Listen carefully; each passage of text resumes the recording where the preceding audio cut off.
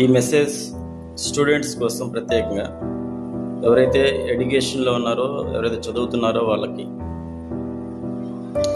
ఎడ్యుకేషన్లో బేసిక్గా మేము పిల్లలకి రిఫర్ చేసేది ఇది కానీ మీరు రోజు కానీ పాటిస్తే నేను గ్యారెంటీగా మీకు చెప్పగలను, మీరు క్లాస్లో టాప్లో ఉంటారు. ఎప్పుడు కూడా సక్సెస్ మీతోనే ఉంటుంది, ఆ విజయం అనేది మీతోనే ఉంటుంది. అదేంటి అంటే సక్సెస్ మంత్ర అయిన ఎడ్యుకేషన్. సక్సెస్ మంత్ర అయిన ఎడ్యుకేషన్ అంటే సింపుల్ అండి. అది స్పెండింగ్ 3 hours ఏ డే.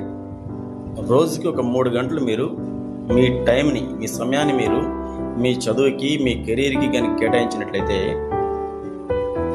ఆ విజయం, సక్సెస్ ఎప్పుడు మీతోనే ఉంటుంది.